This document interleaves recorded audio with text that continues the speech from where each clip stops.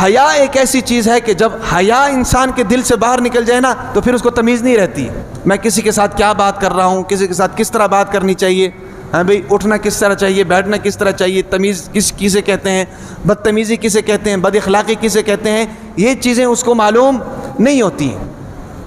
تو اس لیے یہ ہے کہ ہمیں اس چیز کا خاص خیال کرنا چاہیے۔ ایک چیز کیا ہے، دوسروں کو تکلیف نہیں پہنچانا چاہیے۔ دوسری چیز کیا ہے کہ ہمیشہ حیا کا دامن پکڑے رہنا چاہیے، ہمیشہ حیا کا دامن پکڑے رہنا چاہیے کہ کہیں جو ہے نا جی ہمارے سے کوئی غلط کام نہ ہو جائے، کہیں ہمارے سے کوئی بے حیائی کا کام نہ ہو جائے۔ سمجھ آ رہی کہ نہیں؟ ہم صحابہ کرام کا نام تو لیتے ہیں لیکن صحابہ کرام کی زندگیوں سے ہم ناواقف ہیں کہ صحابہ کرام کی زندگیاں کیسی تھی۔ ایک مرتبہ اللہ کے نبی تشریف فرما ہے، حضور صلی اللہ علیہ وسلم تشریف فرما ہے، اور دروازے پر دستک ہوئی تو پوچھا کہ کون ہے؟ جواب آیا کہ ابو بکر صدیق رضی اللہ تعالیٰ عنہ ہے۔ اللہ کے نبی نے فرمایا کہ ان کو بھیج دو، اور اللہ کے نبی کی حالت اس طرح تھی کہ اللہ کے نبی نے تہبند باندھا ہوا تھا، اللہ کے نبی نے تہبند باندھا ہوا تھا اور گھٹنے سے تھوڑا سا کھلا ہوا تھا، گھٹنے سے البتہ ستر ڈھکا ہوا تھا، گھٹنے سے تھوڑا سا کھلا ہوا تھا۔ دروازے پر دستک ہوئی، پوچھا کہ کون ہے؟ تو جواب دیا کہ ابو بکر صدیق رضی اللہ تعالیٰ عنہ ہے۔ اللہ کے نبی نے فرمایا کہ آنے دو۔ حضرت ابو بکر صدیق رضی اللہ تعالیٰ عنہ تشریف لائے، اللہ کے نبی ایسے کہ ایسے بیٹھے ہوئے۔ تھوڑی دیر بعد پھر دستک ہوئی، اللہ کے نبی نے پوچھا کہ کون ہے؟ تو جواب ملا کہ حضرت عمر رضی اللہ تعالیٰ عنہ ہے، اور حضرت اللہ کے نبی نے اجازت دی کہ اندر آنے دو۔ وہ اندر آئے تو اللہ کے نبی ایسے ہی بیٹھے ہوئے، کوئی ہل جل نہیں، ایسے ہی بیٹھے رہے۔ تھوڑی دیر بعد دروازے پر دستک ہوئی تو پوچھا کہ کون ہے؟ تو جواب ملا کہ حضرت عثمان رضی اللہ تعالی عنہ ہے۔ جب یہ جواب ملا نا جی تو اللہ کے نبی فوراً اٹھ کر بیٹھ گئے، اٹھ کر بیٹھے اور اپنے کپڑوں کو صحیح کیا، اور کپڑوں کو صحیح کر کے آرام کے ساتھ بیٹھ گئے۔ حضرت عثمان رضی اللہ تعالیٰ عنہ تشریف لائے۔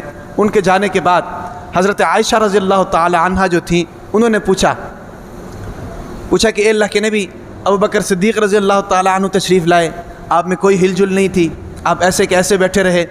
اور پھر اس کے بعد حضرت عمر فاروق رضی اللہ تعالی عنہ تشریف لائے اور پھر بھی آپ اسی طرح بیٹھے رہے۔ لیکن جب حضرت عثمان رضی اللہ تعالی عنہ تشریف لائے تو آپ نے اپنے کپڑے سیدھے کر لیے، آپ نے اپنے کپڑے سیدھے کر لیے اور اٹھ کر بیٹھ گئے، اس کی کیا وجہ ہے؟ تو اللہ کے نبی نے فرمایا کہ عائشہ تمہیں معلوم نہیں ہے کہ جتنی حیا حضرت عثمان رضی اللہ تعالی عنہ کے دل کے اندر ہے کہ اس سے فرشتے بھی حیا کرتے ہیں، تو میں حیا کیوں نہ کروں؟ سمجھ آ رہی کہ نہیں؟ تو جب حیا دل کے اندر آ جاتی ہے نا، حیا اور پاک دامنی اور شرم دل کے اندر آ جاتی ہیں تو انسان بہت سے گناہوں سے بچ جاتا ہے۔ آج ہمارے دلوں کے اندر سے حیا نکل چکی ہے۔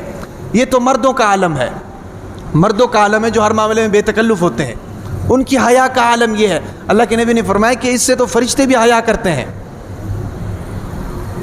اور پھر عورت کو تو اللہ تعالیٰ نے سراپا حیا بنایا ہوا ہے، عورت کو اللہ تعالیٰ نے سراپا حیا بنایا ہوا ہے۔ عورت کے معاملات دیکھ لیں، عورت کی عبادات دیکھ لیں، تمام کے تمام معاملات، عبادات، معاشرت، ساری شریعت نے پردے کے اندر رکھی ہوئی ہے، ساری شریعت نے پردے کے اندر رکھی ہوئی ہے۔ ایک جنگ کے موقع پر ایک عورت نے اپنے بچے کو، صحابیہ عورت نے اپنے بچے کو جنگ پر بھیجا، تو جنگ میں وہ شہید ہو گیا۔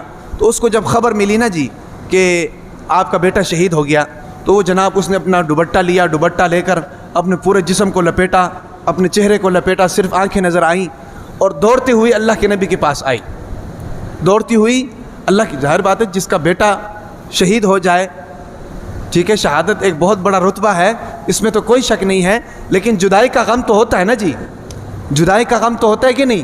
تو وہ بھاگتی ہوئی اللہ کے نبی کے پاس آئی اور اللہ کے نبی سے دریافت کیا۔ بعد میں جب جانے لگی تو ایک شخص نے اس سے پوچھا کہ اماں آپ کا بیٹا شہید ہوا ہے، آپ کا بیٹا مرا ہے، اس کے باوجود بھی آپ اتنے اہتمام کے ساتھ اور اتنے پردے کے ساتھ آئی ہیں؟ تو اس عورت نے پتہ کیا جواب دیا؟ اس عورت نے جواب دیا کہ میرا بیٹا مرا ہے لیکن میری غیرت نہیں مری ہے۔ سمجھ آ رہی کہ نہیں؟ میرا بیٹا مرا ہے لیکن میرا اسلام نہیں مرا ہے، میری حیا نہیں مر گئی ہے۔ سمجھ آ رہی کہ نہیں؟ بیٹا مرنے کا مطلب یہ نہیں ہوتا کہ آپ ایسے واویلا کریں کہ آپ کا پردہ کھل جائے، جو ہمارے علاقوں میں ہوتا ہے، ہمارے گلی محلوں میں ہوتا ہے۔ کہیں پر فوتگی ہو جائے آپ وہاں جا کر دیکھیں، آپ وہاں 2 منٹ نہیں کھڑے ہو سکتے۔ وہاں کی خواتین کی جو صورتحال ہوتی ہے، کسی کے دوپٹے نہیں ہوتے ہیں، کسی کا پردہ نہیں ہوتا ہے، سب کے گلے کھلے ہوتے ہیں، اتنا واویلا کیا ہوتا ہے کہ سارے پردے کھل جاتے ہیں۔ سمجھ آ رہی کہ نہیں؟ ٹھیک ہے، غم تو ہونا چاہیے، ایک شخص کی جدائی کا غم ہونا چاہیے، چاہے عزیز ہے چاہے عزیز نہیں ہے، اپنا ہے غیر ہے، کوئی بھی ہے، اگر کوئی جاتا ہے تو اس کا غم ہوتا ہے، لیکن اس کا مطلب یہ نہیں ہے کہ ہم جو ہے اپنی شریعت کو پامال کریں، اپنے حیا کو پامال کریں۔ سمجھ آ رہی کہ نہیں؟ اپنے پردوں کو چاک کریں، اس کا یہ مطلب نہیں ہونا چاہیے۔ صحیح شریعت کو تو پتہ یہ ایسے موقعوں پر لگتا ہے کہ ان کی غمی خوشی کس طرح کی ہے۔ سمجھ آ رہی کہ نہیں؟ صحیح شریعت کا پتہ کہ آدمی کتنا شریعت پر عمل کرتا ہے، آدمی کتنا پانی میں ہے، کتنا شریعت کے حکم پر عمل کرنے والا ہے، وہ تو ایسے موقعوں پر پتہ چلتا ہے جب فوتگی ہو جاتی ہے، یا جب خوشی آ جاتی ہے، جب غمی آ جاتی ہے، تو اس کی صورتحال کا اس وقت پتہ چلتا ہے۔ ہمارے یہاں پر تو باقاعدہ اس کا اہتمام کیا جاتا ہے، انتظام کیا جاتا ہے۔ تو بات چل رہی تھی حیا کی۔ مرد تو بے تکلف ہوتے ہیں، ان کے اندر بھی حیا ہونی چاہیے، لیکن عورت جو ہوتی ہے اس کو اللہ تعالیٰ نے سراپا حیا بنایا ہوا ہے۔ عورت کی آپ نماز دیکھ لیں، نماز، عورت کی نماز اور مرد کی نماز میں اتنا فرق کیوں ہے؟ دیکھیں، مرد جب تکبیر تحریمہ کہتا ہے تو ہاتھ پورے کھول کر اٹھاتا ہے، عورت ہاتھ پورے نہیں کھولتی ہے۔ مرد جو ہے نا جی ہاتھ ناف کے نیچے باندھ دیتا ہے، عورت جو ہے نا جی چھپا کر سینے کے نیچے باندھتی ہے، سینے پر باندھتی ہے، ٹھیک ہے۔ اور رکوع میں بھی جب مرد جاتا ہے تو مرد کھل کر رکوع کرتا ہے، عورت کے پاؤں جڑے ہوتے ہیں اور رکوع میں جھکاؤ بھی تھوڑا ہوتا ہے۔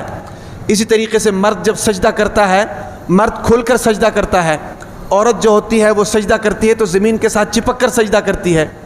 اور اسی طریقے سے اتحیات پر جب مرد بیٹھتا ہے تو دونوں ٹانگیں کھلی ہوتی ہیں، عورت جب اتحیات پر بیٹھتی ہے تو دونوں ٹانگیں بند اور سمٹی ہوئی ہوتی ہے۔ اور پھر عورت کے نماز پڑھنے کے لیے جگہ بھی ایسی ہوتی ہے، اللہ کے نبی نے فرمایا کہ گھر کا ایک کمرہ ہو اور کمرے میں بھی ایک کونا ہو۔ یہ تمام تر مرد اور عورت کے درمیان نماز میں اتنا فرق کیوں ہے؟ اتنا فرق اس لیے ہے کہ اللہ تعالیٰ نے عورت کو پردے کے اندر رکھا ہوا ہے، عورت کو پردے کا حکم دیا ہے، عورت کو چھپنے کا حکم دیا ہے۔ سمجھ آ رہی کہ نہیں؟ اس کی وجہ کیا ہے؟ اس کی وجہ یہ ہے کہ عورت کے اندر حیا زیادہ ہوتی ہے۔ اللہ تعالیٰ نے عورت کی